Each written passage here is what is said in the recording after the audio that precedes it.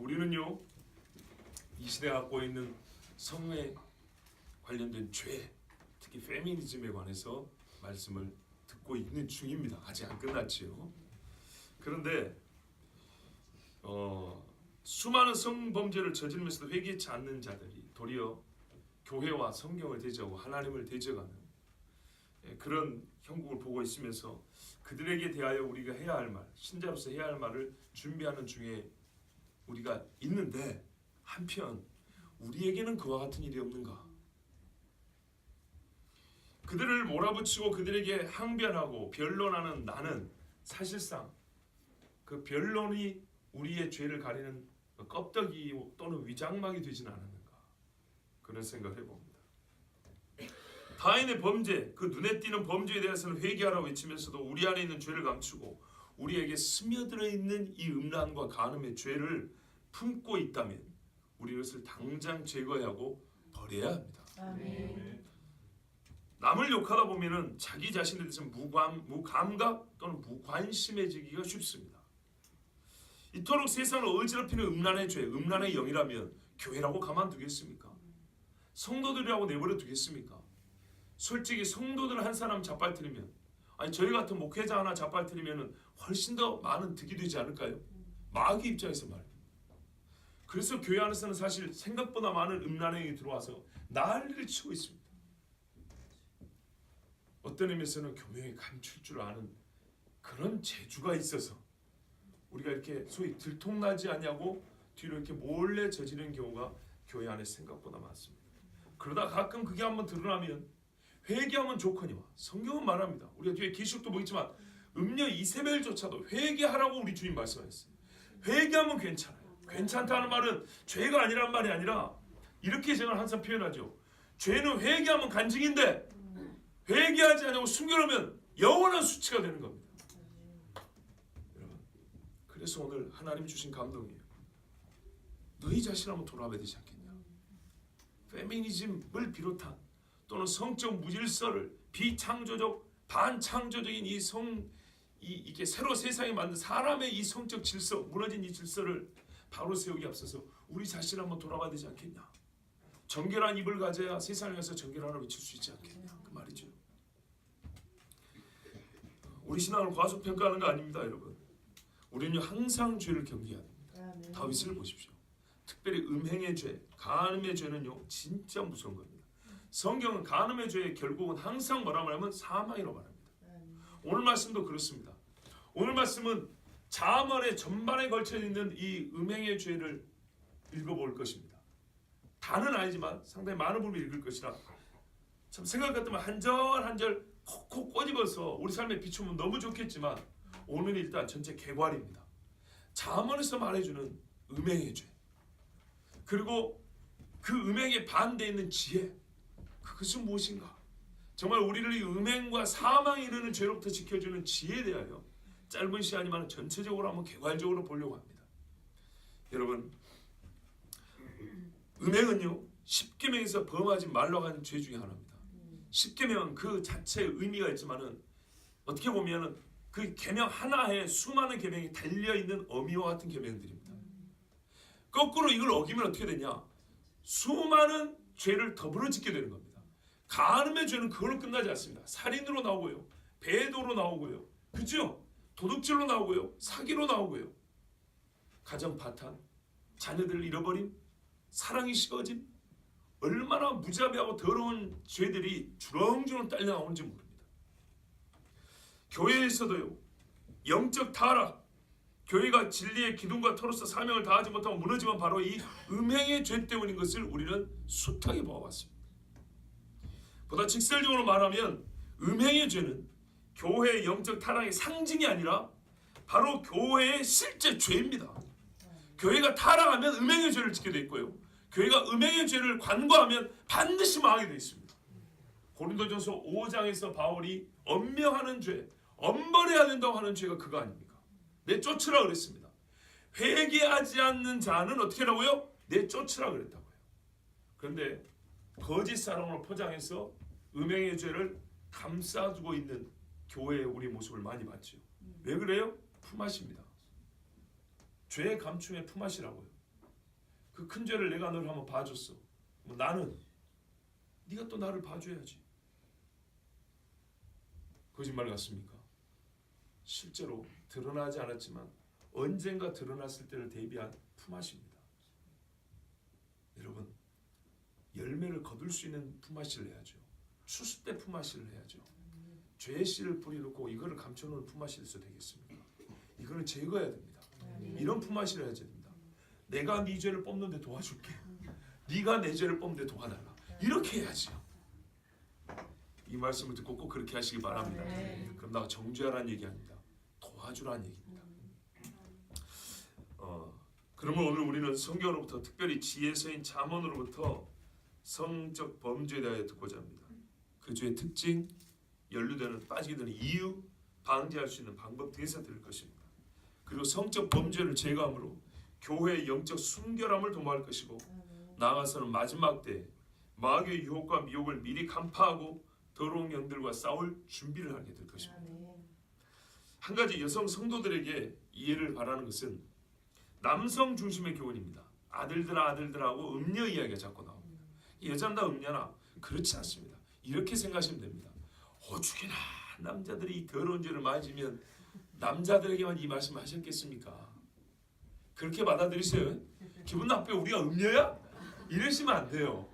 이 여자 저 여자 가리지 않고 살리는 여자인지 죽이는 여자인지도 모르고 그냥 이런 남자들, 참 모질한 남자들을 살려주시라고 주신 말씀이니까 그렇게 받아들이시기 바랍니다. 또 거꾸로 마찬가지입니다. 제비들의 말에 쏙닥쏙닥 넘어가는 여자들도 있죠. 뒤집으면 똑같습니다. 네. 그저께 우리 디모데후서도 봤잖아요.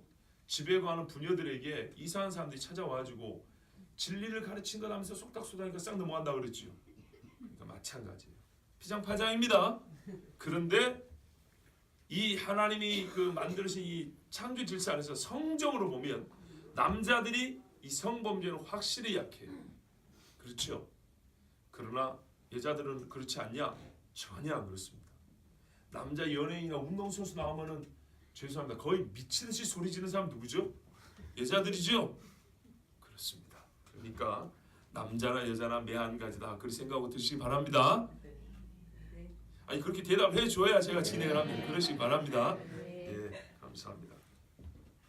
남자나 여자나 이 음행의 죄에 빠지면 똑같은 결말을 맞습니다. 똑같습니다. 자, 성경은 이 음행의 죄에 대해서 직설적으로 표현합니다. 세상에서는 이보다 더럽고 무서운 죄가 없는데도 불구하고 돌려 말하거든요. 왜? 선거 관련된 말은 우리가 너무 조심스럽게 하는 문화 속에 살고 있기 때문에 그렇습니다. 그러나 우리 교회는 이미 그건 넘어갔죠. 예, 아가서도 그냥 막 그냥 있는 대로 그냥 얘기다. 예, 우리 뭐 그 동성애 얘기할 때도 기본적으로 성을 안다. 우리 성교육 이건 너무 좀 심한 말이고 하나님이 주신 이 창조적 성에 대해서 다 들었기 때문에 직설적입니다. 성경은 성과 관련된 죄에 대하여는 항상 직설적이고 아주 단순하게 표현합니다. 그리고 가운데를 딱 꼽습니다. 돌려가지 않습니다. 그래서 저도 직설적이고 단순하게 전할 것이니까 여러분 곧이곧대로 들으시고 순수한 마음으로 받아들이기 바랍니다. 자, 내 아들아 내 지혜에 주의하며 내 명철에 내 귀를 기울여서 근실을 지키며 내 입술을 지식을 지키도록 하라 그랬습니다. 여러분 잠언 1장에서 9장을 보면 전체적으로 아버지가 아들에게 주는 교훈으로 되어 있는데요. 무언가를 들으라는 명령과 함께 그 가르침의 중심 주제로 음녀에게서 너를 멀리하라가 포함되어 있습니다. 1장부터 9장까지 한 장도 빠지지 않습니다. 그러니까 이게 9장까지를 꿰는 하나의 주제입니다. 다른 주제가 없다는 게 아닌데 다른 거는 있다가 없다가 하는데 이 음녀에게서 내 자신을 멀리하라는 1장부터 9장까지 조금씩 몇 절이라도 빠진 적이 없습니다. 얼마나 중요한 주제인지 알겠죠? 즉 지혜를 얻고자 하면 일단 제거해야 되는 것은 우둔함인데 우둔함에는 뭐가 포함된다고요? 음행이 들어있다 이 말이에요. 음행을 버리는 자가 지혜를 얻을 준비가 되어 있는 것입니다. 자, 특별히 5장에서 7장은 집중적으로 이 주제를 다룹니다. 즉 음녀를 멀리하라 핵심 가르침이 5장에서 7장까지 있습니다. 자, 잘 들어보십시오. 우리 본문의 3절에서 6절을 보면 음녀의 입술, 그의 입 나옵니다. 음녀는요 사람을 어떻게 호리냐? 말로 호립니다. 그 말이 얼마나 달콤한지 남자들의 마음이 쉽게 넘어갑니다. 그러나 그 끝이 뭡니까? 쑥같이 쓰고 두 날 가진 칼이다 그랬어요. 요한계시록 보면 하늘에서 떨어진 게 있는데 물이 쑥이 돼서 마실 수가 없다 그랬어요. 그렇게 됩니다. 그 말은 사지로 간다. 스올, 지옥으로 떨어진다는 얘기입니다. 평탄한 길도 없어요. 길이 든든하지 못해요. 그것을 깨닫지 못해요. 음녀도 그렇고 음녀 함께하는 그 남자도 그렇게 돼요. 아주 평탄한 길을 걷지 못하고 비틀비틀 어렵고 힘든 일만 걷다가 결국은 어떻게 해요? 죽어요. 이 밤에 피는 꽃들인 여성들이 하는 말이 있잖아요.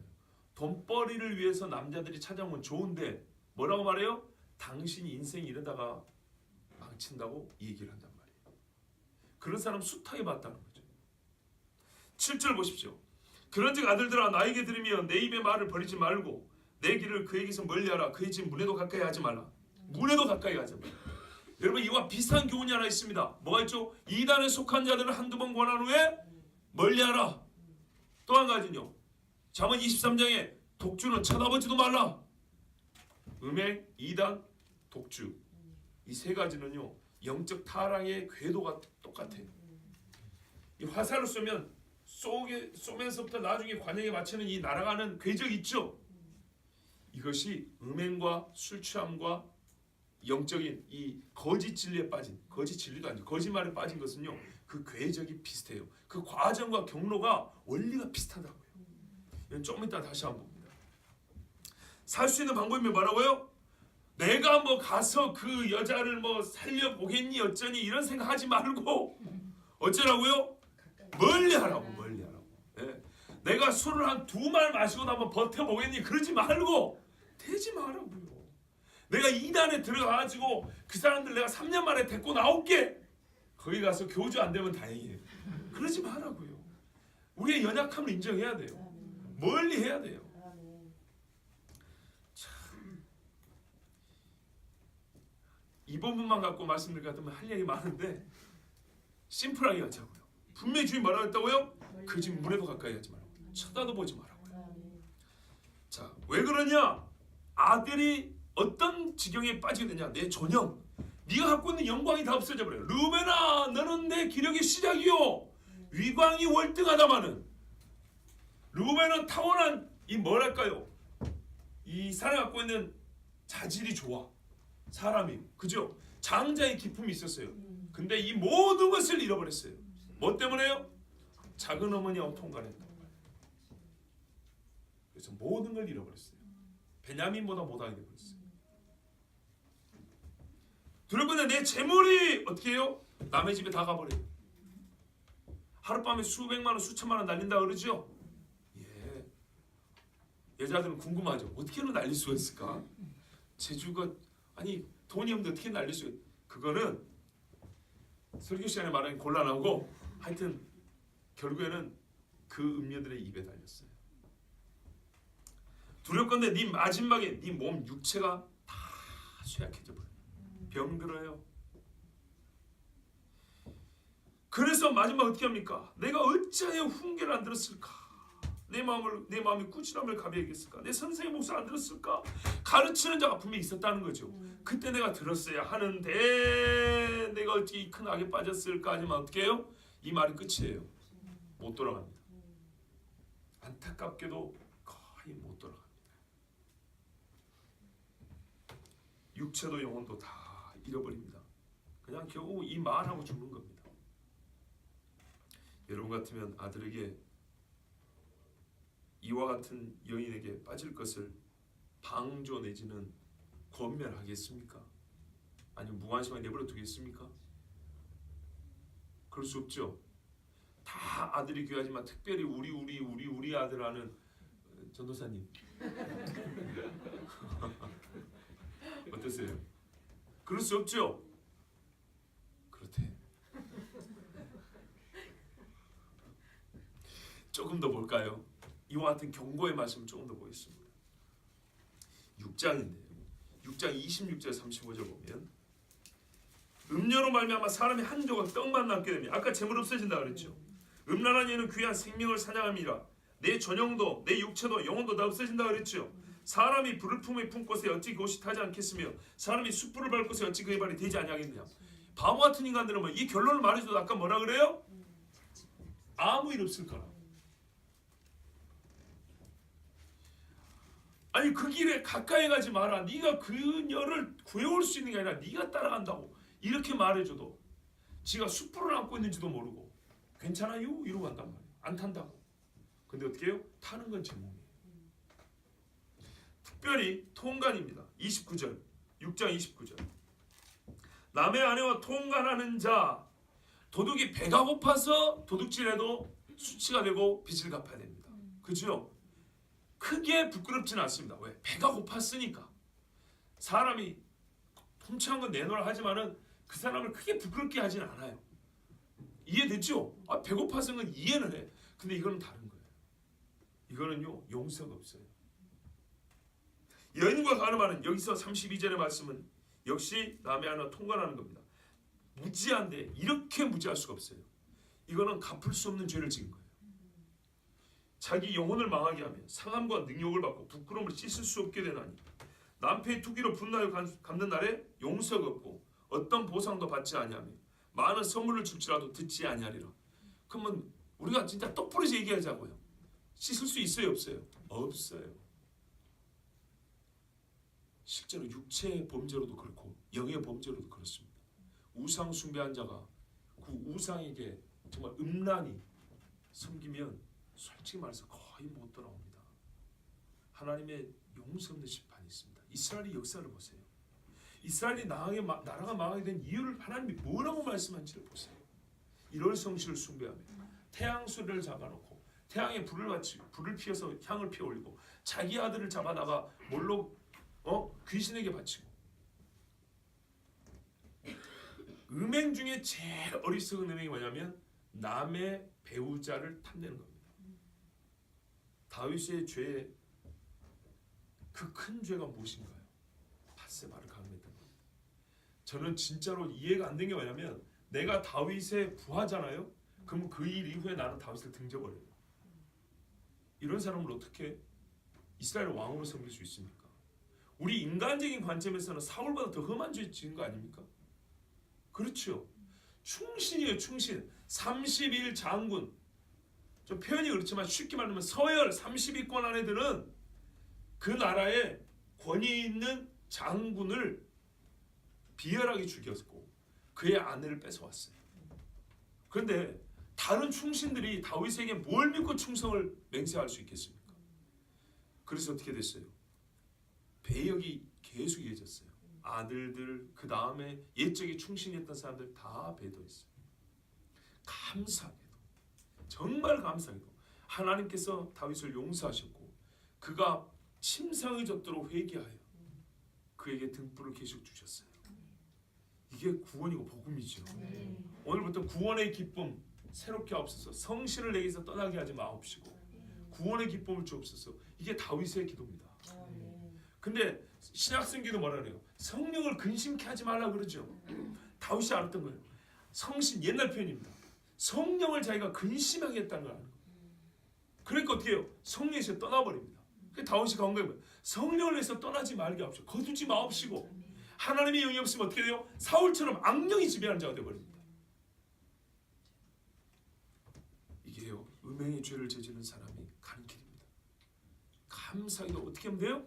회개하면 하나님이 용서해 주시고 그 생명과 그의 지위와 그에게 원하신 영광을 하나님이 보존해 주십니다. 제가 오늘 이 설교 왜 합니까?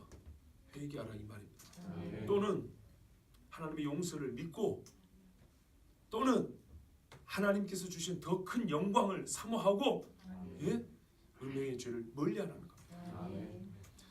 자 이제 실제를 봤어요. 7장인데요 7장 6절에 보면 솔로몬이요 이 음행의 죄를 어떻게 짓는가 그 궤적을 한번 따라가 봤어요. 하나의 예 샘플이 있습니다. 6절에 7장 6절에 내가 내 집 들창으로 살창으로 내다보다가 어리석은 자 중에 젊은이 가운데 한 지혜 없는 자를 본다. 어떻게 표현합니까? 발정난 놈, 여자한테 환장한 놈 이렇게 표현 안 합니다. 그죠? 뭐라고요? 지혜 없다 그럽니다. 어리석다 그럽니다. 그 본성은 그런 거예요. 사람에게 지혜가 없으면 장원에 말하면 짐승과 같다 그랬어요.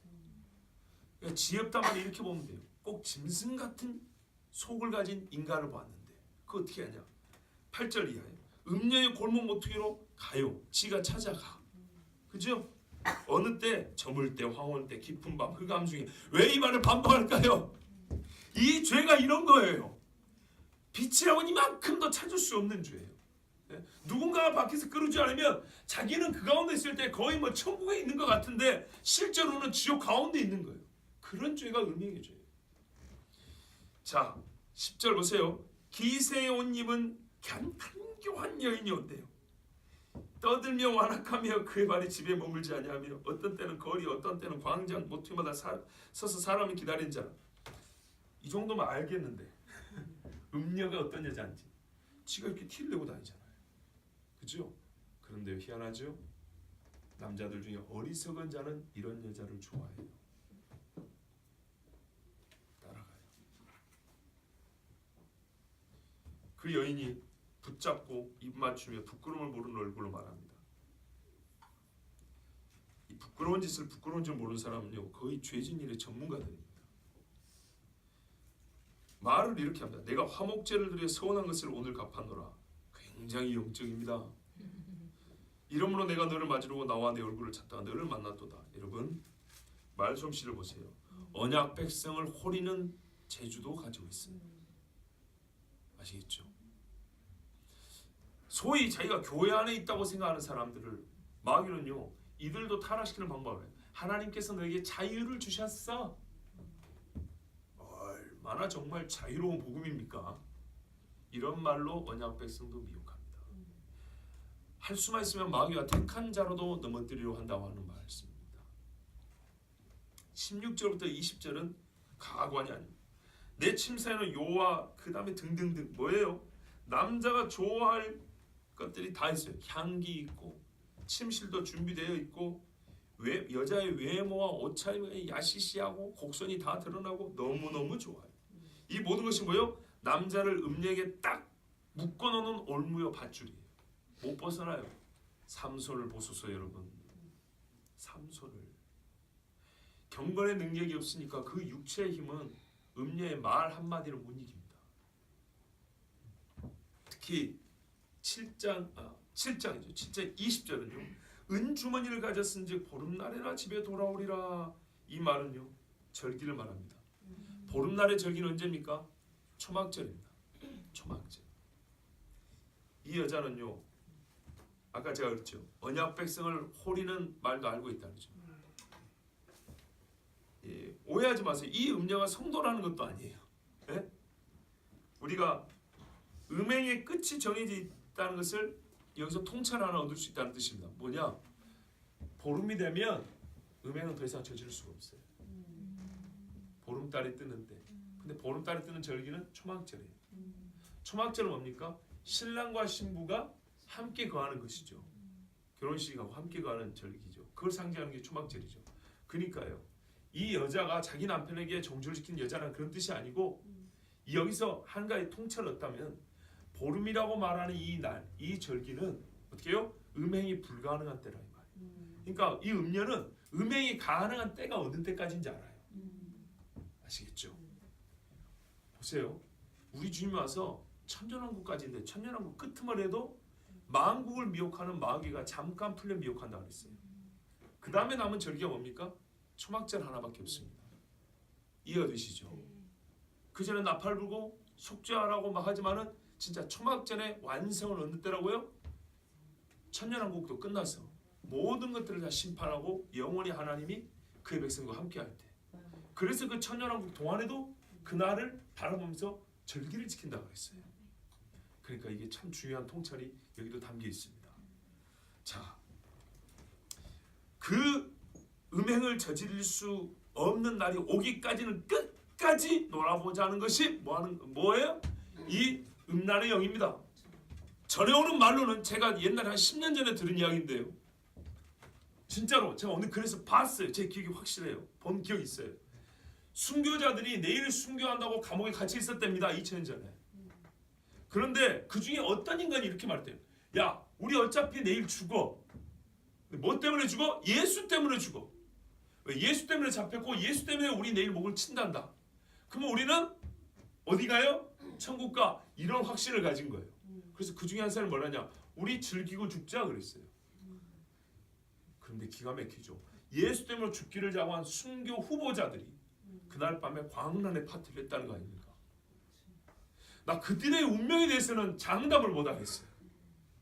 끝까지 주님 앞에 거룩하고 순결을 가고 싶지 않겠습니까? 차라리 그럴 것 같으면 예수 부인하고 나가가지고 세상에서 놀지. 제 기억으로는 제가 그런 글을 읽은 적이 있어요. 이 이야기를 그때 한 10년 전에 설교를 했더니 교회 어른들이 고개를 갸우뚱갸우뚱하면서 담임 목사님한테 이제 막 물어본 거예요. 한 전도사가 목사였나 전도사인가 하여튼 이런 소리를 했는데 막 그래서 목사님이 저한테 약간의 주의를 줬던 적이 있어요. 그렇다면 이 이야기가 맞은 거예요. 제 기억이 맞아요. 제가 만드는 얘기 아니라 제가 읽었어요. 여러분, 음행은요 끝까지 길을 죽이지 않습니다. 끝까지 집요하게 영혼들을 사냥합니다. 22절 보세요. 이 젊은이의 결말이 뭐냐? 아까 5장과 같습니다. 푸수간 도수장으로 가는 소와 같습니다. 쇠사슬에 매이러 간답니다. 쇠사슬 끌을 수 있습니까? 못 끌습니다. 도수장을 끌려면 소가 살아나옵니까? 절대 못 살아나옵니다. 화살이 그 간을 뚫어버린대요. 새가 그물로 들어간대요. 먹을 거 있다고 들어가죠. 보세요. 새가 빨리 간대요. 생명을 잃을 줄도 모르고. 더 이상 설명이 필요 없습니다. 죽음을 이렇게 여러 가지 비유로 가르쳐 줬습니다. 결론 하나입니다. 죽는다입니다. 대저 그가 음녀가 많은 사람을 상하게 엎드러지게 했나니 이게 전적이에요. 경력이에요. 음녀의 경력. 이걸 모르는 바가 아니에요. 그에게 죽은 자가 허다 아니라 그 시신을 한두 번 본 게 아니에요. 우리나라 조선 역사만 보더라도 세상에 음녀에 빠져가지고 인생을 망쳤다는 사람을 한두 명 본 게 아니고 그 영혼이 죽임을 당했다, 사냥당했다는 사람이 한두 명이 아니에요. 그래서 그의 집은 수월, 음부, 지옥의 길이라 사망의 방으로 내려가느니라. 제가 얼마 전에 지옥 설교할 때 이 말씀 드렸죠. 성전에는 하나님을 섬기는 자들의 방이 있고 음녀에게는 지옥에게는 음녀에게 빠졌던 자들이 들어가는 형벌의 방이 있습니다. 자, 참고이며 조금 더 깊은 이해를 위해서 우리가 깊은 통찰을 위해서 술에 관한 말씀 하나 보겠습니다.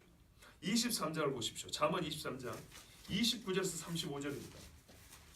자, 소시적인 이 말씀 가지고 우리 그 젊은 10대들에게 여러 번 전했던 기억이 있습니다. 재앙이 네게 있느뇨, 근심이 네게 있느뇨, 분쟁이 네게 있느뇨, 원망이 네게 있느뇨, 까닭 없는 상처가 네게 있느뇨. 이렇게 어디서 난지도 모르는 상처를 갖고 집에 들어와요. 붉은 눈이 네게 있느뇨, 술에 잠긴 자에게 있고 혼합한 술을 구하러 다니는 자에게 있느니라. 포도주는 붉고 잔에서 번쩍이며 순하게 내려가다니 너는 그것을 보지도 말지어다. 아까 들은 말씀이죠? 보지도 말래요. 가까이 가지도 말래요. 요즘에 여러분 최신 정보인데요. 정말 조심해야 됩니다. 물뽕이라고 들어보셨어요? 물뽕. 뽕은 뽕인데 물에 타는 뽕이에요. 히로뽕이 아니고 정상적으로 유통되는 어떤 화학 물질이에요. 뭐 의약품인지 모르겠어요. 근데 그거를 포도주 냄새와 비슷하대요. 포도주에다 섞어가지고 마시면 정신을 잃는 건 아닌데 알딸딸해진대요. 술 기운도 있겠다, 약 기운도 있겠다. 알딸딸해지는데 말도 안 돼요, 그냥 이렇게. 네. 문제는 기억을 전혀 못한대. 무슨 말씀인지 아시겠어요? 자기 몸이 어떻게 유린당해도 기억을 못하는 거예요. 고소 고발이 안 돼요. 이게 요즘에 데이트할 때 나이트 클럽 같은데 술 한잔 하자면서 그 속에 살짝 넣는 이 물뽕이라는 거예요. 인터넷에서 주문하면 받을 수 있답니다. 이 약국 가서 사는 게 아니래요. 잘 들으세요. 포도주는 붉고 잔에서 번쩍이며 순하게 내려가다니 너는 그것을 보지도 말지어다. 그 한 잔의 인생이 나눠 수가 있어요. 아까 어떻게 하룻밤에 수백만을 날리는가 궁금했죠. 조금 이거는 여러분 상상을 너무 많이 하지 마시고 그냥 들리는 대로만 들으세요. 술집 여자들이 술을 입에다 머금습니다. 아주 독한 술 입에다 머금고 남자 입에다 넣어줍니다. 그러면 그거 한 모금 들어가면 정신이 뿅 가버립니다. 그러면 그 뒤로 주문을 이거 하고 저거 하고 하면은 얼마를 먹지 않아도 죄사서가 나오면 기억이 나야 말이지. 그리고 얻게 될 몇 명들은 어떻게 해요? 몇 백만 원 그냥 날아가는 거예요. 뭐 하라고요? 보지도 말지어다. 가지도 말지어다. 그것이 마침내 뱀같이 물 것이요 독사같이 쏠 것이며 뱀, 독사 징그럽게 그저고 손댈 수가 없는 거죠. 그렇게 보라는 거예요. 또 내 눈에는 괴이한 것이 보일 것이요 내 마음은 구부러진 말을 할 것이며 취중진담이 어디 있어요? 용기 없는 것이지. 그렇게 중요한 이야기면 뭐 하라고요? 맨정신에 와서 해야지. 결혼해 주십시오. 나랑 결혼해 주시겠니? 이게 뭐예요? 그런 미친놈은 어떻게 결혼을 해요? 코미디하는 것 같아요. 그죠? 취중진담이라는 건요 다 허울 좋은 말이에요. 진담을 하려면 맨정신으로 해야지. 돛대 위에 누운 자 같을 것이며 돛대 위에 누웠는데 이게 균형을 잡을 수 있습니까? 그렇게 위험천만하게 술 취한 거예요. 내가 스스로 말하기를 사람이 나를 때려도 나는 아프지 않냐고. 그러니까 어떻게 해요? 그냥 함대로 중복질하러 다니다가 막 터져 들어오는 겁니다. 부러져 들어오고. 나를 상하게 하여도 내게 감각이 없도다. 맞죠? 성경이 이렇게 정확하게 가르쳐줍니다. 내가 언제나 깰까 다시 술을 찾겠다 하리라. 근데 이게 사람의 어리석음이에요. 또 가고 또 가고. 음료도 마찬가지예요. 재산을 다 쓸어 담고 카드 빚을 이것저것 돌려막고 돌려막게도 또 가고. 그런데 여기서 33절이 좀 중요한데요. 또 내 눈에는 괴이한 것이 보일 것이요. 번역이 조금 다르게 될 수 있습니다. 여기 보면 내 눈은 낯선 여자들을 바라볼 것이요 이렇게 봅니다. 낯설다는 것이 성경에 이방 여인을 말할 때 그 이방이라는 말입니다. 그러니까는 이방이라는 말은 출신, 혈통이 다르다는 것뿐만 아니라 하나님을 모르는 사람이죠. 이게 쉽게 음녀라고 봐도 무방합니다. 내 눈이 어떻게 돼요? 술이 들어가면 음녀에게 마음이 끌려요. 음녀는 사람을, 남자를 사냥하기 위해서 술을 사용을 해요. 실제로 그래요. 여러분, 술이 음녀에게로 이끄는 포주 역할을 하는 것을 가르쳐줍니다. 음녀에게 빠지는 것과 술 취함의 실제 차이가 없으며 동일한 영적 타락과 육체의 망함으로 귀결됩니다. 똑같습니다. 그 지경에 빠지는 과정도 거의 같습니다. 어떻게 하라고요? 그래서 술 쳐다보지도 마라. 음료도 쳐다보지도 마라. 이렇게 말씀합니다. 자신 있다 하지 마세요. 절대로. 남자나 여자나. 옛날에 야구 선수들, 투수들 이렇게 공 넣을 때 허벅지가 두껍다고 아줌마들 헬리를 봤다는데 그런 거 보지 말라고요. 자, 그러면 이제 어떻게 이 사망의 길에서 벗어날 것인가? 첫 번째, 크게 세 가지인데 첫 번째, 아까 우리가 5장에서 이미 봤어요. 내 아비의 명령을 지키라. 어미의 법을 떠나지 말라. 그것이 내 몸이 되게 하라는 겁니다. 아버지의 명령이요, 여인과 합한 자는 그와 한 육체인 줄 알지 못하냐 그랬죠? 꼭 반대로 하면 돼요. 아버지의 명령이 내 몸에 있으면 돼요. 좀 크게 아멘 하십시오. 아버지의 명령이 내 육체가 되게 해야 돼요. 6장 20절에서 25절을 보시면 내 아들아, 아까 5장은 봤어요. 5장 초반부에 내 아들아 내 지혜에 주의를 기울여라 그랬죠.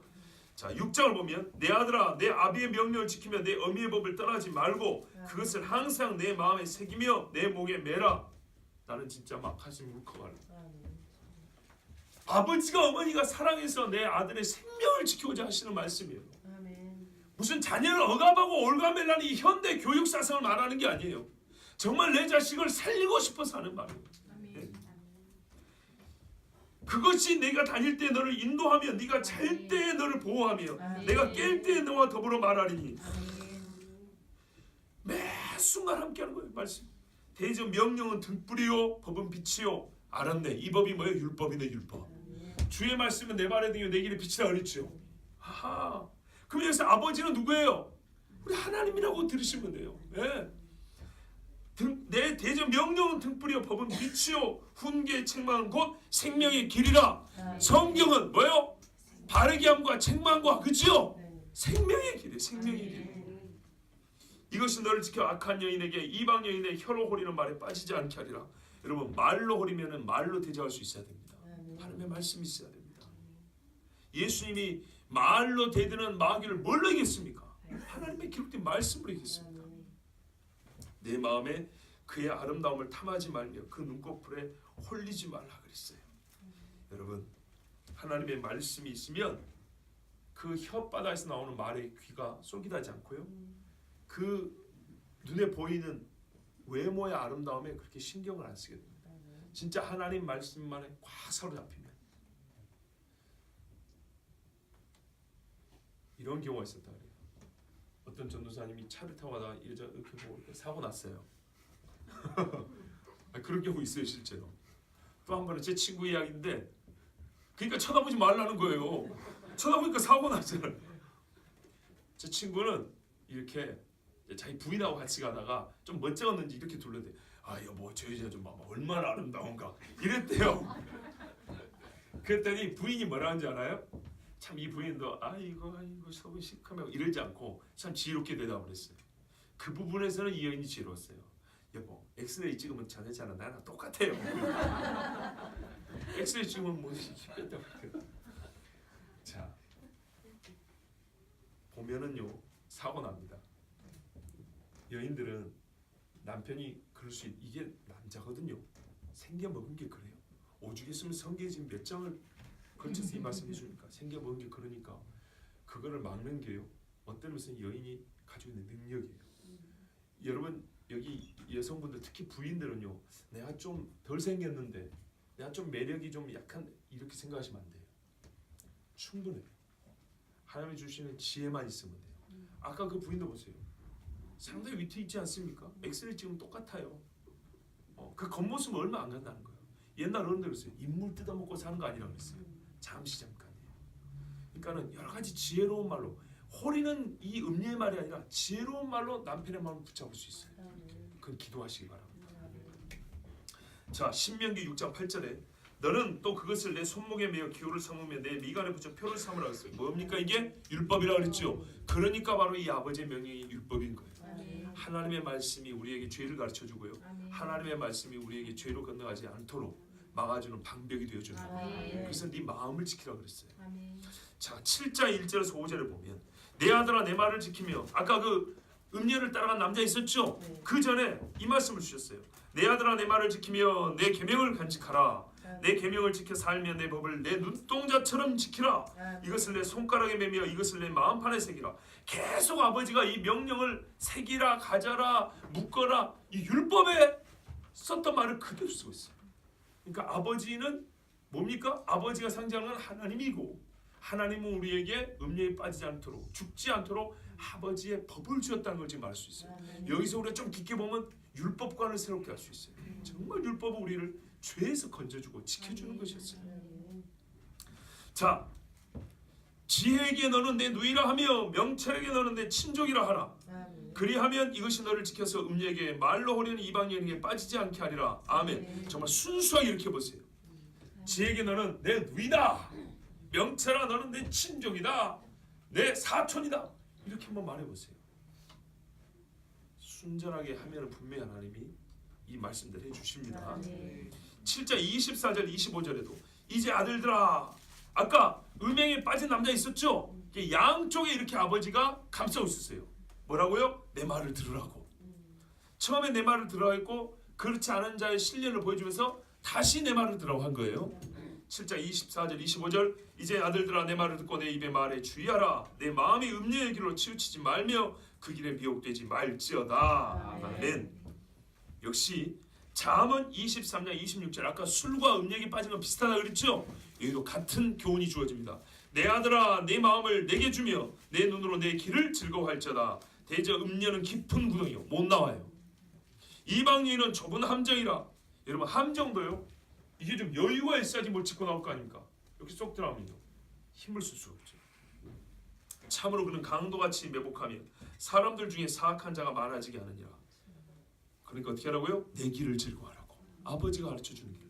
여기서 한 가지만 더 보면 음행은 두 사람으로 끝나는 것이 아니라 뭐라 그랬습니까? 사람들 중에 사악한 자가 많아지게 하느니라. 음행은 또 수많은 죄를 끌고 나옵니다. 고구마 줄기처럼. 하나 끌어당기면 줄줄줄 따라 나옵니다. 자, 두 번째 사는 길입니다. 아까 타인의 아내를 간음하는 어리석은 자 말이죠. 푸주간에 끌려가는 소와 같다고요. 두 번째 사는 길, 이 음녀에서 떨어져 사는 길은 뭐냐면요. 아내를 사랑하고 자기 아내에게 만족하는 겁니다. 남자들은 잘 들으셔야 돼요. 사람이라는 남자는요. 항상 10대 후반에서 20대 초반의 젊은 여자에게 눈이 돌아갑니다. 항상. 너무 직설적인가요? 사실이 그렇습니다. TV에 나온 사람들 딸 같아서 손녀 같아서 봐보세요. 몇 살인가? 소위 젊음이 좋은 겁니다. 그런데요. 남자들도 알아야죠. 나도 늙어요.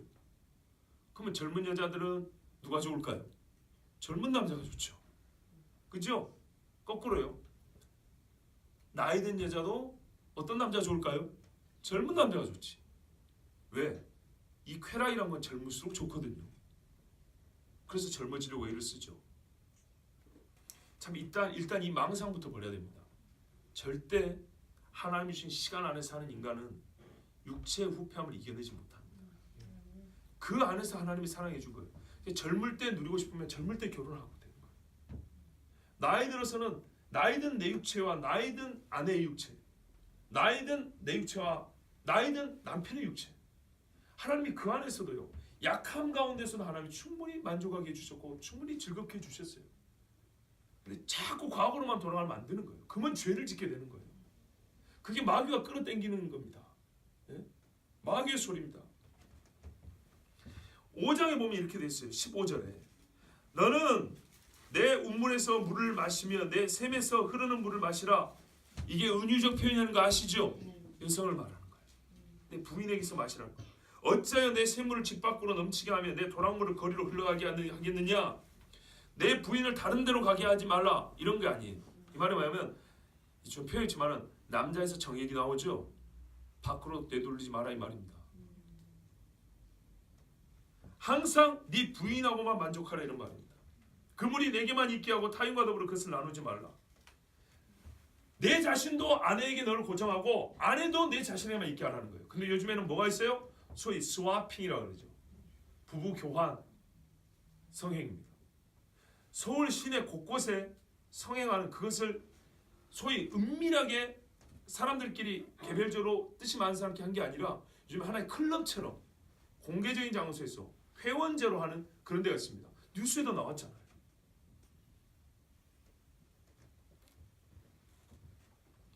성경은요. 시대를 초월해서 모든 음행의 죄의 갖가지 종류와 그 범죄 유형을 다 가르쳐줍니다. 사람들이 어떤 심리로 어떻게 죄에 빠지니 어떤 죄를 짓는지 전도서에 뭐라 합니까? 해 아래 새 것이 없답니다. 18절 내 샘으로 복되게 하라. 내가 젊어서 취한 아내를 즐거워하라. 나이가 들어도 젊어서 취한 아내를 즐거워하라. 옛날 어른들의 한자 표현은 뭐래요? 조강지처밖에 없다. 그는 사랑스러운 암사슴 같고 아가세에서 이렇게 말합니다. 암노루 같으니 너는 그의 품을 항상 족하게 여기며 그의 사랑을 항상 연모하라. 아멘. 근데 이제 문제는 이거예요. 이 말씀을 가지고 남편들이 은혜 받고 그래 내 아내밖에 없지. 한 30년 살아도 그래도 내가 씨밖에 없지. 그랬는데 아내가 저리 가 이러면 될까요? 어떨까요? 그러면 곤란하다는 얘기입니다. 예? 지혜가 있어야 된다니까요. 네 아들아 어찌하여 음녀를 연모하겠으며 어찌하여 이방 계집의 가슴을 안겠느냐. 여러분 결혼하세요. 성경에 아내를 얻은 자는 복을 얻은 하나님께 복 받은 자라 그랬어요. 진짜로 맞아요. 그리고 지혜로운 아내를 얻으면요 남자가 굉장히 지혜로워집니다. 여러분 그 평강공주하고 바보 온달 이야기가 농담으로 드시면 안 돼요. 진짜로 지혜로운 일은요 남편을 성문 위에 앉게 한다 그랬어요. 이 세상은 남편과 아내를 범하는 것을 벌하지 않습니다. 죄가 아니라 그럽니다. 그러나 성경은 말합니다. 이보다 더 큰 죄는 없다. 이거는 사망이다. 사망. 성경은 지키라고 합니다. 네 운물을 지켜라. 내 샘물을 지켜라. 그리고 내 자신을 아내 품 밖으로 나가지 못하게 하라 했습니다. 보세요. 음료에서는 떨어지고 네 아내하고는 연합하라는 겁니다.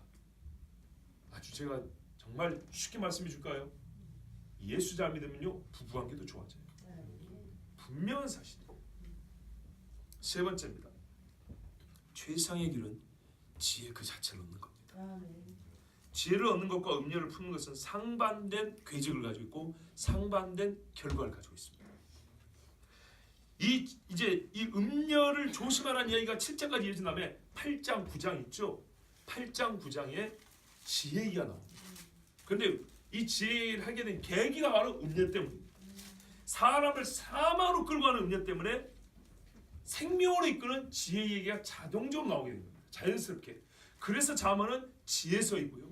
잠언이 말하는 지혜는 뭐예요? 처세술 또는 자기의 인격 소양을 더 이렇게 인격의 품격을 더하는 그런 격언짐이 아니고 진짜 생명을 주는 책으로서 지혜서입니다. 자, 8장에 보면 뭐라고 말합니까? 1절에 보시면 지혜가 부르지 아니하느냐? 음료도 부르지요. 지혜도 불러요. 지혜는 가만히 있어도 너희가 찾아와 이렇게 말하네요. 불러요. 명철이 소리를 높이지 아니하느냐? 다 들을 수가 있어요. 그가 길가의 높은 곳과 네거리에 서며 서문격과 문어기와 여러 출발하는 문에서 불러 이르되 그러죠. 주인이 잔치를 베푸고 종들을 보내서 사람들을 초청하며 사거리 광야에서 부른다 그랬죠. 똑같아요. 사람들아 내가 너희를 부르며 내가 인자들에게 소리를 높이노라. 어리석은 자들아 너희는 명철할지니라. 미련한 자들아 너희는 마음이 밝을지니라. 너희는 들을지어다. 내가 가장 선한 것을 말하리라. 내 입술을 열어 정직을 내리라. 음료는요 거짓말. 내 입은 진리를 말하며 내 입술은 악을 미워하느니라. 음료는요 사악한 자를 냅니다. 내 입의 말은 다 의로운즉 그 가운데 굽은 것과 패간 것이 없나니 음료에게는 어떻게 했다고 생각하? 굽었다고 돼 있어요. 이는 다 총명 있는 자가 밝게 하는 바요 지식 얻은 자가 정직하게 여기는 바니라. 너희가 은을 받지 말고 나의 훈계를 받으며 정금보다 지식을 얻으라. 아멘. 지혜도 소리를 냅니다. 사람은 둘 중 한 가지 소리 듣습니다. 지혜의 소리를 듣든지 음료의 소리를 듣든지. 음료의 반대가 바로 지혜였던 겁니다. 그럼 음료는 하나의 인격이죠. 지혜는 관념이 아닙니다. 개념이 아닙니다. 여기서 지혜도 인격입니다. 그래서 이렇게 사람처럼 의인화해서 말한 겁니다. 지혜가 외친답니다. 지혜라는 관념이 외치는 게 아니에요. 어떤 인격체를 지혜로 지금 이렇게 대신 표현한 거예요. 그럼 이 지혜는 누군가요? 한마디로 그리스도입니다. 고린도전서에 예수님 표현하는 말이 많이 있습니다. 그런데 뭐라고 말했습니까? 그리스도는 하나님의 지혜니라 이렇게 했어요. 부르심을 받은 자들이 있어서 하나님과의 관계에 있어서 그리스도의 의미, 하나님과 이 신자가 갖는 관계에 있죠. 이 맺어진 관계에 있어서 그리스도는 어떤 의미를 갖냐 할 때 하나님의 지혜로서 역사했다는 겁니다. 그 지혜로 역사할 때 우리가 뭘 얻어요? 하나님을 얻었죠. 그 생명을 얻었죠. 바로 그겁니다. 그래서 잠언은요 그리스도를 감추고 있어요. 결국 이겁니다. 음료냐 그리스도냐 이 말입니다. 이거 요한계시록은 뚜렷이 나타나죠. 여러분 지혜는 남자를 살리는 여인과 같고 실제로 지혜로운 여인은 남편을 사망해서 생명으로 인도합니다. 성경은 그래서 잠언의 마지막에 지혜로운 여인, 현숙한 여인을 말하는 겁니다. 이 잠언 30장 31장 하면 지혜로운 여자 이야기가 2장에 나와요. 이유를 아시겠어요? 여인들이요 자부심을 하세요. 여러분들이 어리석은 남자를 살릴 수 있어요. 지혜가 살리는 건데 하나님은 이 지혜를 어떻게 말하면 남자를 살린 이 지혜를 여인들에게 부어줬다는 거예요. 돕는 배필이라잖아요. 그래서 마귀는 조금 지혜로워요. 기분 나쁘지만 여인을 꺾어버리면 남자는 자동이에요. 어디서 많이 봤는데 에덴에서 봤죠. 30절 보세요. 내가 그 곁에 있어서 창조자가 되어 날마다 그의 기뻐하신 바가 되었으며 항상 그 앞에서 즐거워했으며 사람이 거처할 때에서 즐거워하며 인자들을 기뻐했느니라. 지혜는 누구냐? 그리스도입니다. 확실하죠? 창조자랍니다. 태초에 말씀이 계셨으니 이 말씀은 곧 하나님이시니라. 그가 육신을 입고 오셨죠. 바로 그리스도 이야기합니다. 구약에 그리스도가 없다고요? 천만에요. 음력에서 우리를 건져내 살리신 분으로 지혜로 이렇게 나타나 있습니다. 32절입니다. 아들들아 이제 내게 들으라. 내 도를 지키는 자가 복이 있느니라. 훈계를 들어서 지혜를 들어 그것을 버리지 말라. 음료는 버리고요. 누구든지 내게 들으면 날마다 내 문 곁에서 기다리며 문설주 옆에서 기다리는 자를 복이 있나니. 날마다 음료의 문으로 찾아가지 말고 하나님의 말씀 지혜가 있는 그 문으로 나가란 말입니다. 성전에 나가는 것을 얼마나 기뻤는지. 악인의 장막에, 악인의 궁정에서 첫날을 있는 것보다 내 주의 장막에 문지기로 하루가 더 낫다 그랬어요. 대저 나를 얻는 자는 생명을 얻고 여호와께 은총을 얻을 것임이라. 아멘. 그러나 나를 잃는 자는 자기 영혼을 해하는 자라. 나를 미워하는 자는 사망을 사랑하느니라. 더 이상 설명이 필요가 없습니다. 여러분 탕자의 비유를 아시죠? 아버지를 버린 아들입니다. 아버지의 계명 곧 지혜를 잃어버린 아들입니다. 그리고 어디로 갔습니까? 음녀의 품으로 갔습니다. 그 많은 돈을 가지고 어디로 갔죠? 음녀에 갔습니다. 돈은 어떻게 됐습니까? 다 없어졌죠? 그거 어디로 갔을까요? 음녀한테 갔습니다. 그 다음에 어떻게 했습니까? 죽지 못해 살았습니다. 잠언의 실제를 주님이 어떻게 해요?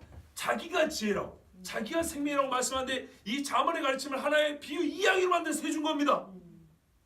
그때 여러분 우리가 놓치는 게 있어요. 아들이 돌아올 때 아버지가 뭐라 그랬어요? 잔치했죠? 우리는 여기에, 우린 역시 이미지에 너무 몰입을 해요. 이미지에 집착한다고요. 아버지 말을 안 들어요. 아버지가 뭐라는지 아십니까? 이 아들의 실상을 말해줘요. 그러니까 세상 사람들이 이렇게 말한다고요. 우리가 지난주에 자유주의시라고 말했잖아요. 지나치게 넓혀버린 부성. 우리가 뭔 짓을 해도 아버지는 이미 용서해서 받을 준비가 돼 있다고 그랬죠? 그거 아니라니까요. 아들은 말했어요. 내가 죽게 되었다 그랬죠? 아버지께 돌이켜야 살겠다 했죠? 그러면서 뭐라고 했어요? 아들의 입에서는 내가 하늘과 아버지께 죄를 졌다고 나왔죠. 아버지는 뭐라는지 아세요? 아니다, 너는 죄 안 지었다. 사랑하는 내 아들아, 오기만 하면 된다. 이렇게 했습니까? 아버지가 뭐라냐면 이내 아들은, 잘 보세요. 이내 아들은 주변 사람들이 하는 말이에요. 내가 왜 잔치하냐? 내가 왜 옷을 다시 입혀주고 가락지 다시 끼워주냐? 왜 신발 다시 신겨주냐? 그 이유를 말해줍니다. 이내 아들은 죽었다가 다시 살아났습니다. 죽었다가. 아버지가 분명히 말해, 너 죽었어. 근데 아버지 앞으로 왔죠. 다시 사는 거예요. 우리는 다 죽었던 것을 책망하는 게 아니라 다시 산 걸 기뻐한다는 거예요. 집 나갔다 돌아온 것으로 본 게 아니야. 아버지는 너는 죽은 아들이야. 죽은 아들. 그 다음 말은 잃었다가 내가 다시 얻었노라 이렇게 했다고. 이런 거예요. 여러분 우리가 그걸 알아야 돼요. 음녀에 빠진 사람은요 죽었다고 보시면 돼요. 잃어버린 거예요. 그러니까 그 한 영혼을 사마에서 꺼냈을 때 아버지가 얼마나 기뻐하려 보세요.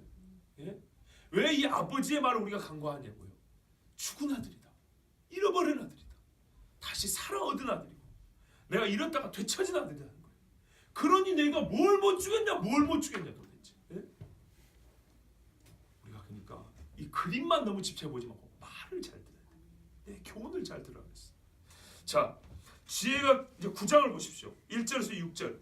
지혜가 그의 집을 짓고 7 기둥을 다듬고 음녀만 침실 준비하고 막 계피 뿌리고 모량 뿌리고 뭐 향불 피우는 줄 아십니까? 지혜도 집 지어놨어요. 절대 무너지지 않는 집. 반석에 지은 집.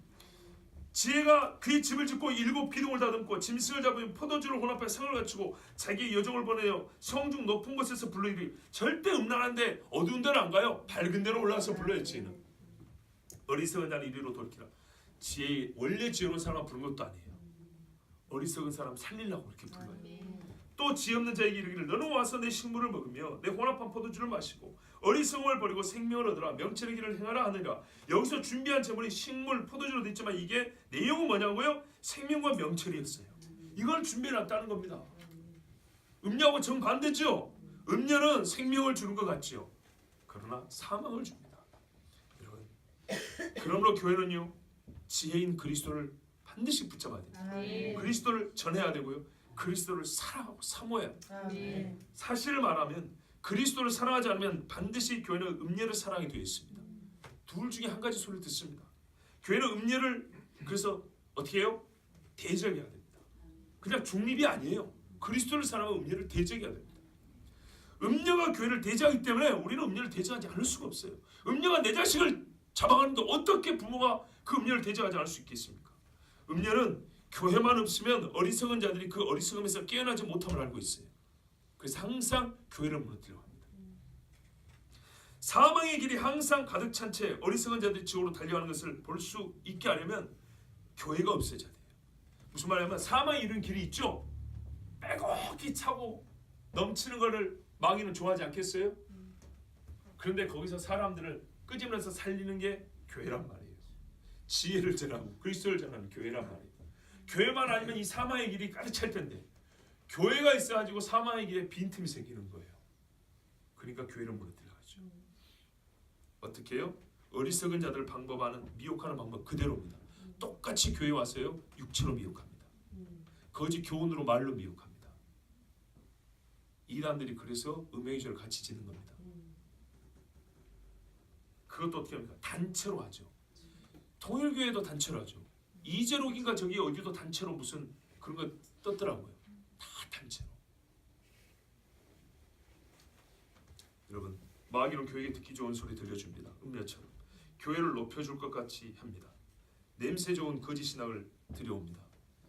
만족과 쾌락을 약속하고 주술적이고 요술에 가까운 체험들을 경험하게 해줍니다. 이건 음료의 것입니다. 교회 안에 스며든 음료의 냄새를 맡을 수 있어야 합니다. 음란한 여자가 지나간 자취는 얼마나 또렷하게 남아있는가 우리는 볼 수 있습니다. 이 잠언에 그러잖아요. 내가 알 수 없는 네 가지가 있는데 그 중에 한 가지가 남자와 여자가 함께한 자취다 그랬어요. 그건 참 어렵습니다. 그런데요 우리 주님 어떻게 해요? 사람의 심장과 폐부를 감찰하시기 때문에 그 행위를 살펴보시기 때문에 그거를 딱 드러나게 해줍니다. 이제 우리는 교회는 지혜가 부르는 소리에 귀를 기울여야 합니다. 거룩한 진리를 지키며 사악한 마귀의 괴계와 미혹에 맞서 싸워야 합니다. 그렇지 않으면 두아디라 교회와 같이 됩니다. 자, 요한계시록 2장 20절입니다. 시간 관계상 제가 읽으면서 바로 전하겠습니다. 간단하게 아주 단순하게 여러분 들려드리겠습니다. 20절에 보면 그러나 내게 책망할 일이 있노라 자칭 선지자란 여자 이세벨을 내가 용납함이니 그가 내 종들을 가려 꿰어 행음하게 하고 우상의 제물을 먹게 하는도다. 제가 그랬죠. 궤적이 항상 똑같다 그랬죠. 보세요. 이세벨이 자기를 어떻게 정의 내렸냐면 나는 선지자다 이러고 왔습니다. 음력에 빠지는 교회가 음력에 빠지는 건 똑같아요. 말로 속임을 당합니다. 그럴듯하게 들어옵니다. 그리고 그가 교회에서 용납되었다 그랬습니다. 남자가 음녀를 받아들이면 그 말을 받아들이면 게임 끝나는 겁니다. 음녀 이세벨을 교회가 받아들이면 어떤 일이 자동으로 벌어지냐? 자동 셔터처럼 내려오냐? 그가 선지자로 들어왔기 때문에 종들을 가르칩니다. 종들을 가르치다 말은 요즘 표현은 어떻게 해요? 거짓 신학이죠. 그렇지 않겠습니까? 교회 종들이 뭘 배우고자 어디 세미나 가고 어디 컨퍼런스 가고 이렇게 있습니까? 다 신학적인 것들입니다. 그러면 어떻게 됩니까?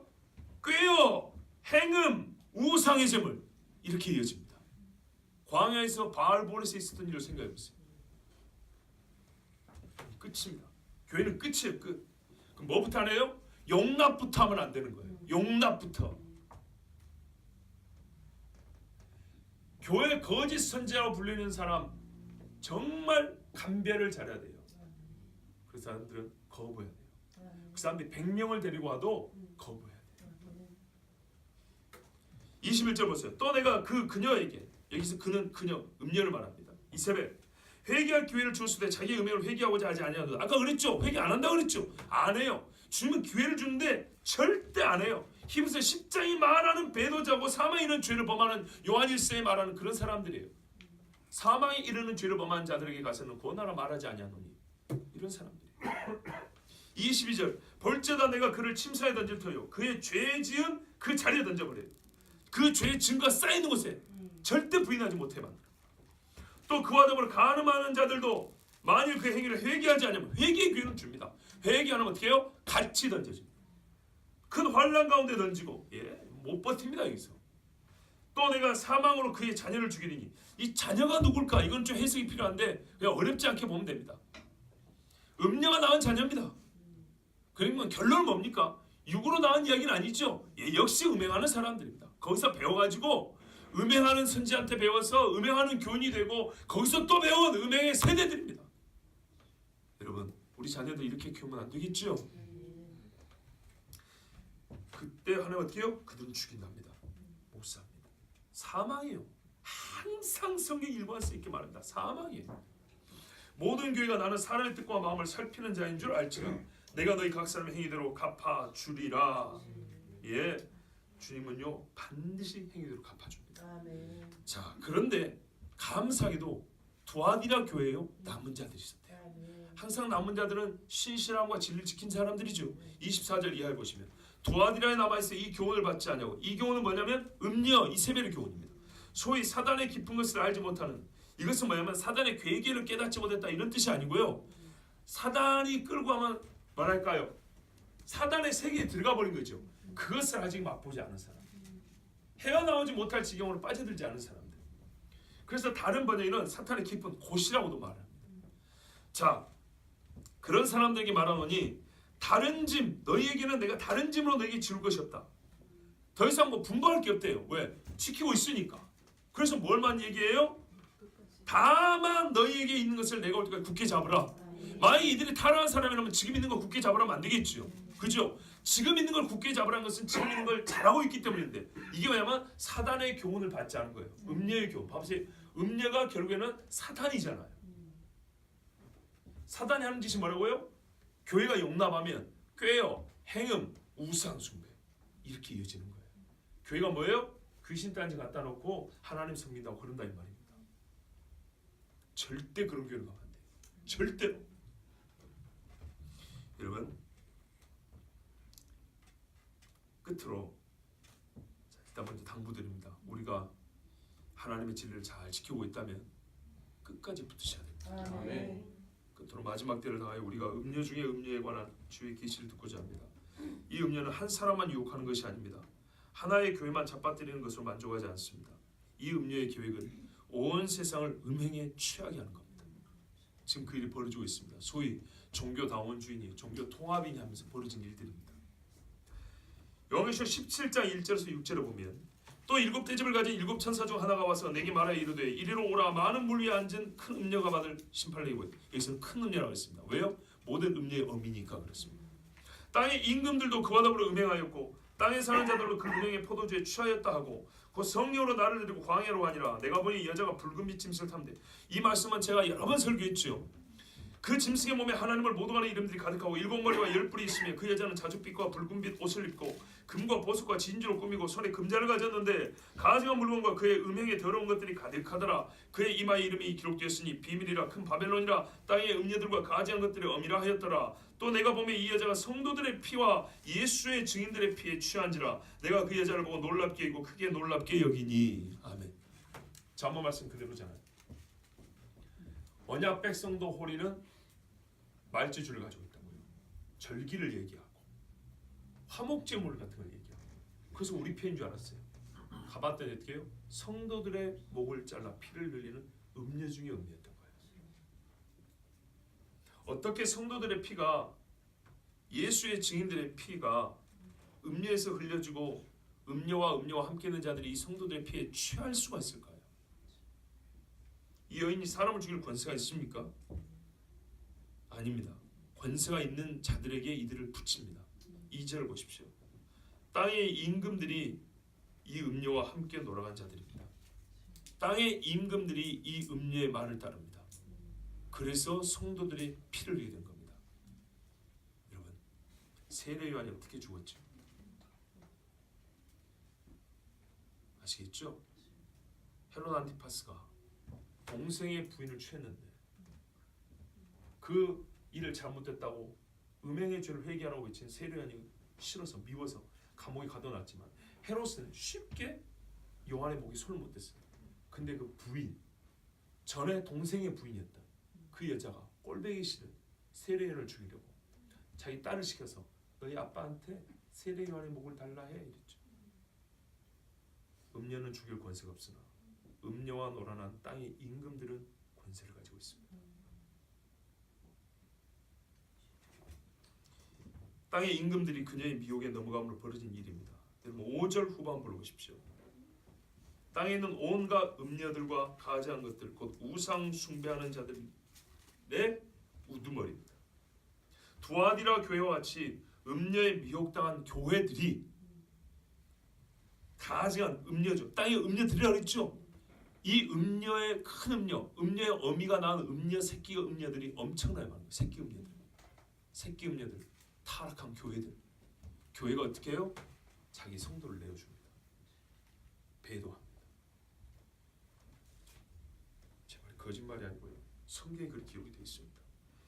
미혹당한 교회가 형제들을 죽이는데 내어줌으로써 성도들의 피에 취하게 되는데요. 미가 7장 1절에서 3절 그리고 6절 보면 재앙이로다 나여 나는 여름과 이를 딴 후와 포도를 거둔 후 같아서 먹을 포도송이가 없으며 내 마음에 사모하는 처음 익은 무화과가 없도다. 이건 무슨 말이냐 했더니 경건한 자가 세상에서 끊어졌고 정직한 자가 사람들 가운데 없도다. 이 괴로움을요 먹을 양식이 하나도 없는 것으로 비유했어요. 우리가 다 피를 흘리려고 매복하며 각기 그물로 형제를 잡으려 하고 두 손으로 악을 부지런히 행하는도다. 6절에 아들이 아버지를 멸시하며 딸이 어머니를 대적하며 며느리가 시어머니를 대적하리니 사람의 원수가 곧 자기의 집안 사람이리로다. 인간의 육정 때문에 싸우는 경우도 있지만 진리와 거짓이 맞서기 때문에 이런 일이 벌어집니다. 이게 더 확실한 것은 마태복음에 주님이 이렇게 경고하셨기 때문입니다. 마태복음 10장 21절, 22절, 26절 보면 장차 형제가 형제를 아버지가 자식을 죽는 데 내주며 자식들이 부모를 대적하여 죽게 하리라. 또 너희가 내 이름으로 말미암아 모든 사람에게 미움을 받을 것이나 끝까지 견디는 자는 구원을 얻으리라. 사람의 원수가 자기 집안 식구리라. 아멘. 마지막 때의 믿음을 끝까지 지킬 것을 말씀하시는 중에 뭐라 그러냐면 원수가 자기 집안에 있다고 했어요. 음녀에게 속아 넘어간 자가 이단으로 또 끌고 가고 음녀에게 속아 넘어간 교회와 목사들이 동료 목사들을 끌고 가고 성도들을 끌고 가는 겁니다. 그러니 마지막 때에 우리가 얼마나 정신을 똑바로 차려 있어야 되지 않겠습니까? 그러므로 성도 여러분, 아버지의 말씀을 들으세요. 어머니의 법을 지키세요. 즉 주의 계명과 법도를 마음에 새기고 항상 눈에서 떨어지지 않게 하십시오. 지혜가 부르는 소리를 들으십시오. 지혜는 항상 크게 부른답니다. 높은 데서 울려 퍼지고 부른답니다. 내가 마련한 내 집 내 잔치에 오라고 부른답니다. 핑계대지 마시고 지혜가 부르는 데는 항상 따라가십시오. 나아가십시오. 그의 잔치에 들어가기를 기뻐하십시오. 그러면 음녀에게서 내 생명을 보존할 수 있습니다. 내 아들아, 주의 사랑하는 자녀들아, 음녀에서 너를 떨어뜨려라. 음녀에서 너를 분리시켜라. 하나님의 말씀입니다. 함께 기도하겠습니다. 하나님 아버지 감사합니다.